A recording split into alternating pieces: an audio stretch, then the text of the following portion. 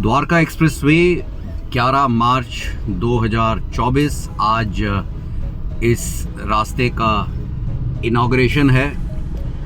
मैं समय पे निकल गया सुबह, जिससे कि मैं ट्रैफिक में ना फंसूं, क्योंकि आज यहाँ पे सुबह 8 बजे से लेके और 2 बजे तक ट्रैफिक पे पाबंदियाँ लगाई जा सकती हैं और लग भी गई हैं। मैं देख रहा हूँ कि बहुत सारे पुलिसकर्मी जो हैं वो तैनात हो रहे हैं, उनकी ब्रीफिंग चल रही थी।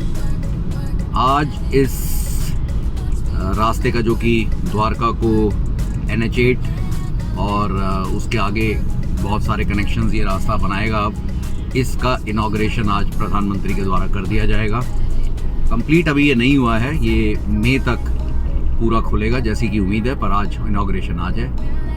तो आज देखते हैं कि कैसा रहता है इस रास्ते पे सफ़र गुड़गांव तक।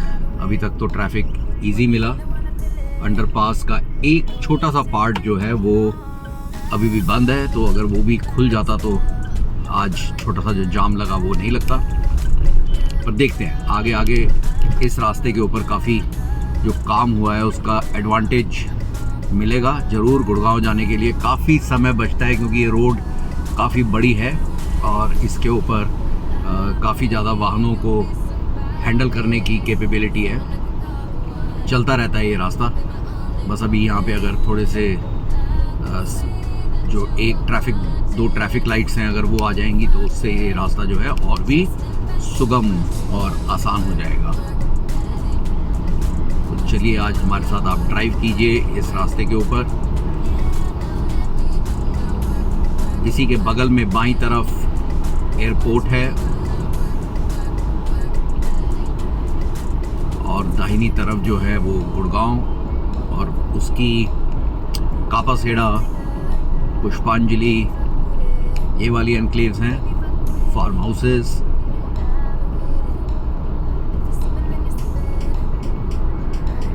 तो आज लेके चलते हैं आपको गुड़गांव और देखते हैं कि इनॉग्रेशन की वजह से यहाँ पे क्या क्या चीज़ें की गई हैं। नए जब भी रास्ते बनते हैं तो उनको बनाना इतना आसान भी नहीं होता, क्योंकि इस रोड के ऊपर नॉर्मल ट्रैफिक भी चलता है, तो कभी एक पार्ट बंद किया जाता है, कभी दूसरा पार्ट बंद किया जाता है, और जो बनाने वाली कंपनी है उनको फिर अपने तरीके से अपनी क्वालिटी को इंश्योर करते हुए रास्ते को टाइमली बनाना है। तो ये कोई आसान काम नहीं होता, और लेबर फोर्स को इकट्ठा करना, लेबर फोर्स के साथ काम करना, हेवी मशीनरी का डिप्लॉयमेंट करना, रॉ मटेरियल्स, उसके साथ अनप्रेडिक्टेबल वेदर कंडीशंस, कभी बारिश बहुत ज़्यादा आ गई तो कभी बहुत तेज़ गर्मी पड़ रही है तब भी। लेकिन मैंने देखा कि पिछले 1.5 से 2 साल में जो इस रोड के ऊपर काम हुआ उसका बेनिफिट ज़रूर देखने को मिल रहा है। क्योंकि नहीं तो पहले क्या होता था कि द्वारका से जब आप निकलते थे तो एक पर्टिकुलर पॉइंट सेक्टर 21 के मेट्रो स्टेशन तक आने के बाद लंबा tail kind of jam start हो जाता था, जो बहुत परेशान करता था। कई बार उसमें जो 3 या 4 किलोमीटर जो हमको जाने होते थे, उसको जाने में ही करीब 1 घंटे का या 45 मिनट का समय लग जाता था। वो समय बिल्कुल क्लियर हो गया जब से ये इसकी लेन्स स्टार्ट हो गई हैं। व्हीकल्स की स्पीड भी बढ़ गई है यहाँ पे, तो लोग जल्दी डिस्टेंस ट्रैवल कर पाते हैं।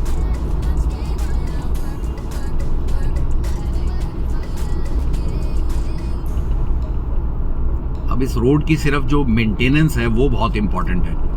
अगर ये मेंटेनेंस ठीक रहे और ये सड़क इसी प्रकार से चलती रहे तो उससे बहुत ही सुख और सुविधा होगी कम्यूटर्स को। और जब इसके सारे फ्लाईओवर्स कनेक्ट हो जाएंगे और उसके बाद जो यहाँ से पीछे से मैं देखता हूँ कि उन्होंने चंडीगढ़ का भी बोर्ड लगाया हुआ है, रोहतक का भी बोर्ड लगाया हुआ है, तो जो भी यात्री वो रास्ते को लेंगे तो उनके लिए बहुत ही सुविधाजनक हो जाएगा। एयरपोर्ट से निकलते ही आप सीधा चंडीगढ़ के हाईवे के ऊपर चढ़ जाएंगे और आपका जो चंडीगढ़ तक का जो सफ़र है वो इजी हो जाएगा।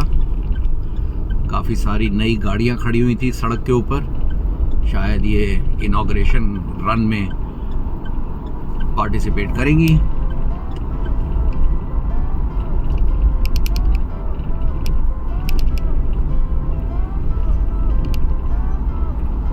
छोटा मोटा अनइवन लेफ़्ट साइड से ओवरटेक करने की होड़ में साथ में गाड़ियां चलाने वाले लोग, और मेरे सामने जा रही है लॉर्ड ऑल्टो। लॉर्ड ऑल्टो आजकल बहुत ही मशहूर हो गई है फिर से, क्योंकि हमारे एक फेमस यूट्यूबर हैं जट प्रभजोत, उन्होंने लॉर्ड ऑल्टो का नाम देके इस गाड़ी के क्रेज़ को वापस ला के खड़ा कर दिया है। अब ये जब भी सड़क पे इतनी गाड़ियां दिखती हैं, लेकिन जब भी ऑल्टो दिखाई देती है तो जो पहली चीज़ हम लोग बोलते हैं वो बोलते हैं लॉर्ड ऑल्टो। तो आई थिंक मारुति जो है वो जट प्रभजोत को थैंक यू बोल सकती है इस गाड़ी को फिर से पॉपुलर बनाने के लिए। एक गाड़ी खरीदी जट प्रभजोत ने, रादर प्रभजोत ने, और उस गाड़ी को मॉडिफाई किया है उन्होंने, और मॉडिफाई करके उसको एकदम बढ़िया सा एक रूप दे दिया है। तो अब वो कह रहे हैं कि उस गाड़ी को लेके वो तरह तरह की ट्रिप्स करेंगे, तो देखते हैं कि कैसा कैसा उनके वीडियोस मिलते हैं आगे आगे। लॉर्ड ऑल्टो केपेबल गाड़ी है, छोटी है, पावरफुल है, जहाँ पे आप जाना चाहें वहाँ पे आपको लेके जाती है।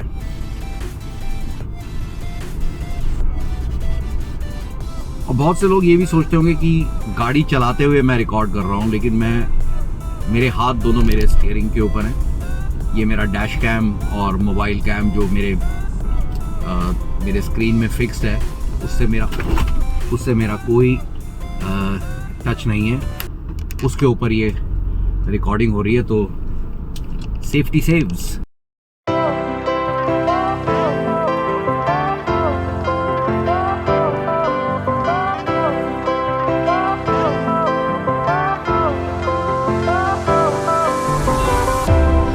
शुरू हो गई गाड़ियों की दौड़। राइट टर्न करने के लिए सब लोग बहुत उत्सुक, कोई राइट से आता है, कोई लेफ्ट से आता है, और डिस्टेंस की कोई परवाह नहीं करता, क्योंकि अगर कुछ हो जाए तो आप गाड़ी के दरवाजे तक नहीं खोल सकते।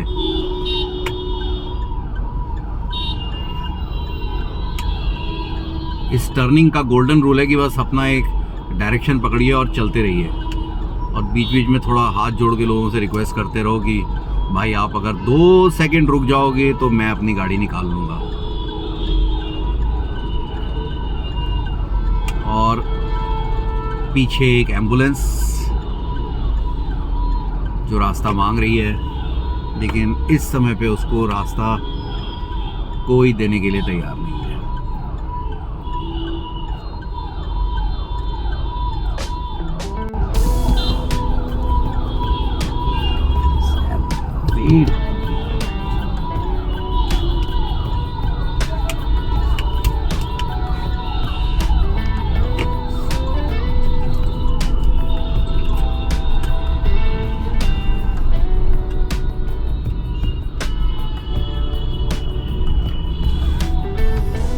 जबकि सबको पता है कि राइट की तरफ जब आप आ जाओगे, बिल्कुल राइट की तरफ, तो वहाँ पे टर्निंग करना बहुत आसान नहीं है। लेकिन उसके बावजूद भी जो ड्राइवर्स हैं वो उस फैक्ट को बिल्कुल या तो कैलकुलेट नहीं कर पाते, या उनको आइडिया नहीं है कि किस तरीके से जाना है। और राइट में आने के बाद वो पुश करते हैं कि पहले वो आगे निकल जाएं, तो कैसे निकल पाएंगे। तो चलिए, आज का जद्दोजहद इस रूट का समाप्त हुआ महिपालपुर से।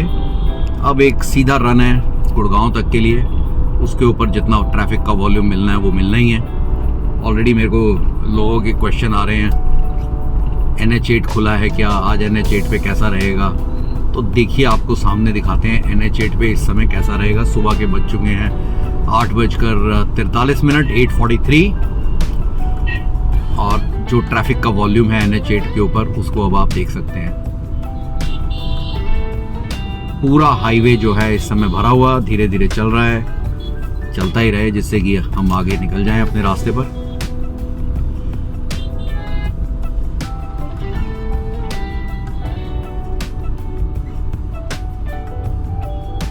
बीइंग अ मंडे, आज सभी लोग ऑफिस की तरफ बढ़ रहे हैं, और सबको पता है कि आज रिस्ट्रिक्शंस हैं ट्रैफिक की, तो जनरली आज लोगों ने काफ़ी अर्ली मॉर्निंग में ही स्टार्ट कर दिया है।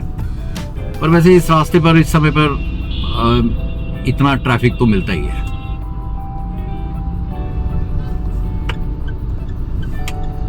हाँ, कोई गाड़ी रास्ते में बिगड़ जाए तो बस उसकी वजह से फिर और तकलीफ। और सबसे ज़्यादा प्रॉब्लम जो इस रोड की जो सुबह सुबह होती है वो होती है टू व्हीलर ट्रैफिक से। टू व्हीलर ट्रैफिक वाले जो हैं वो या तो एक लेन पकड़ के चलें, जो कि कायदे से बाईं तरफ उनके लिए एक लेन होती है जिस पे आप मार्किंग्स भी देख सकते हैं। लेकिन इंडिया के अंदर वो एक बहुत बड़ा चैलेंज है, क्योंकि टू व्हीलर वालों को उस लेन के बारे में आइडिया ही नहीं होता। और जब ये रोड चलती है तो इस रोड के ऊपर आप देखेंगे कि वो जिप करते हैं, जिगजैग करते हैं, और आगे से पीछे से, और उनके पास कई बार जो पावर हॉर्न्स होते हैं तो वो हॉर्न आपको पीछे से ऐसे आएगा कि आपको लगेगा कि कार ओवरटेक करना चाह रही है, लेकिन होती वो बाइक है या स्कूटर है। और वो जो जिगजैगिंग है वो दैट इज़ वेरी डेंजरस, क्योंकि बहुत बार जो है जो कार ड्राइवर्स हैं वो मोबाइल पकड़ के चल रहे होते हैं, तो उनकी नज़र अगर नीचे और वो सामने जिग करके आ गया और उन्होंने अपनी स्पीड कंट्रोल नहीं करी तो बस, तो उसके बाद जो है वो आप अंदाज़ा लगा ही सकते हैं कि क्या होगा। तो बहुत तरीके के यहाँ पे आज मैं देख रहा हूँ कि यहाँ पे बहुत तरीके के पोस्टर से इस रोड को डेकोरेट कर दिया गया है। और अब इन पोस्टर्स को आप चाहे डेकोरेशन माने या क्या माने, लेकिन मतलब हर पोल जो इस रोड के ऊपर लगा हुआ है उसके ऊपर ये पोस्टर्स लगे हुए हैं। ये ब्यूटीफाई तो नहीं करते, पर इतना मतलब आप सोच सकते हैं कि आज इस इनॉग्रेशन के लिए कितना एक्सपेंडिचर हुआ होगा। तो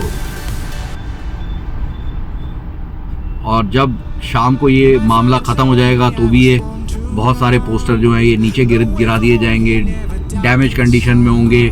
इसके अंदर कील हो सकती हैं, इसके अंदर और तरीके के मटेरियल हो सकते हैं, हो सकता है उससे किसी का टायर पंचर हो जाए। आज पुलिस का बंदोबस्त बहुत ज़बरदस्त, और शिव मूर्ति के ऊपर भक्तों की बजाय पुलिस वालों की भीड़। डाइवर्जन्स, गो स्लोज, सब कुछ। आई थिंक हमने क्रिटिकल पॉइंट को आज टाइमली क्रॉस कर लिया। हाँ, तो मुझे लगता है कि ये जो पॉइंट आपके लेफ्ट में दिख रहा है, जहाँ पे दिल्ली पुलिस के आपको गाड़ी खड़ी दिख रही है, यहाँ से आज ये रन स्टार्ट होगा। और दिल्ली पुलिस का कंट्रोल टावर यहाँ पे क्रिएट कर दिया गया है। Very good. दिल्ली पुलिस के पास बहुत तरीके की टेक्नोलॉजी है, अगर ये इस्तेमाल जब करना चाहें तो बहुत तरीके की टेक्नोलॉजी है। और ऊपर जो फ्लाईओवर है, आई थिंक यहाँ से रन स्टार्ट होगा और हमारी गाड़ी दौड़ चली अपनी स्पीड पर। Route is clear, we have broken the challenge of the traffic restrictions, जो कि आज द्वारका एक्सप्रेसवे के इनॉग्रेशन की वजह से होनी थी। और जैसे जैसे वो पॉइंट गया जहाँ से वो इनॉग्रेशन होना था, तो जो पोस्टर्स हैं उनका डिस्टेंस भी बढ़ गया। यहाँ पे मीडिया की गाड़ियाँ खड़ी हुई हैं।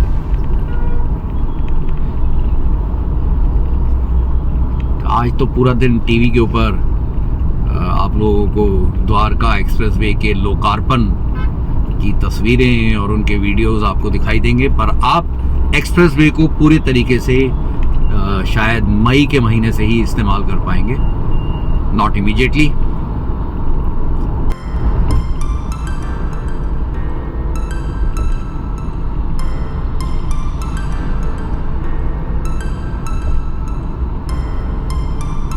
कुछ साल पहले तक ये पॉइंट जो अब आगे आ रहा है, इसको एम्बियंस मॉल आता है हमारे लेफ्ट पे, यहाँ पर भी एक टोल होता था, और उस टोल की वजह से ये रोड के ऊपर भी बहुत भयंकर जाम रहता था।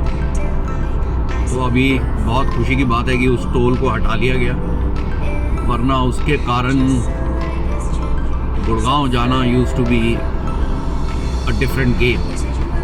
एटलीस्ट अभी इस रोड के ऊपर आपको कोई चैलेंज नहीं होता। ऐसा नहीं है कि जाम यहाँ पे अभी भी नहीं लगता है, क्योंकि ट्रैफिक का वॉल्यूम जो है वो बहुत हाई है इस रोड के ऊपर, और एक पर्टिकुलर टाइम में तो फिर बहुत ही ज़्यादा, क्योंकि अगेन प्रॉब्लम वही है, लेफ़्ट से लोग राइट काट रहे होते हैं, राइट वाले लोग लेफ़्ट पे जाने की कोशिश कर रहे होते हैं।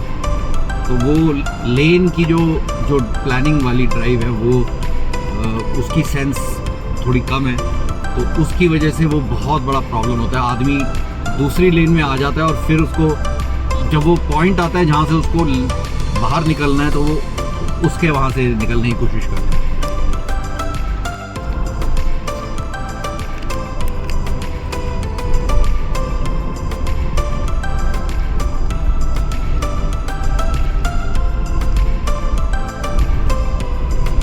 तो आ गया हमारा टर्न साइबर सिटी में, अपने ऑफिस के बिल्कुल करीब। तो मेरा आज सुबह का जो ड्राइव रहा वो करीब रहा 1 घंटे का, और ठीक है, मतलब कंसिडरिंग कि आज जितना बड़ा चैलेंज था ये द्वारका एक्सप्रेस वे के इनॉग्रेशन का, उससे मैं ज़्यादा परेशान नहीं हो पाया क्योंकि मेरे को मोस्टली रास्ता क्लियर मिला। छोटे मोटे जितने जो भी बॉटलनेक्स आते हैं वो तो आते ही हैं, कोई राइट से कोई लेफ़्ट से, किसी को पता नहीं मैं किधर जाना चाहता हूँ। Okay, here we are.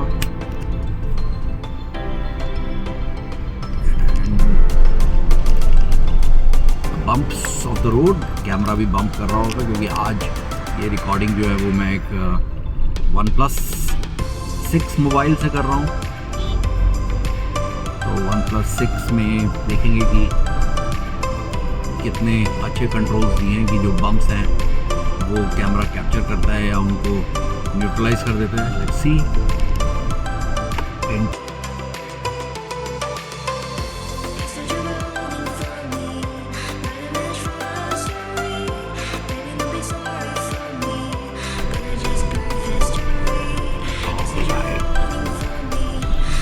So this is how we enter.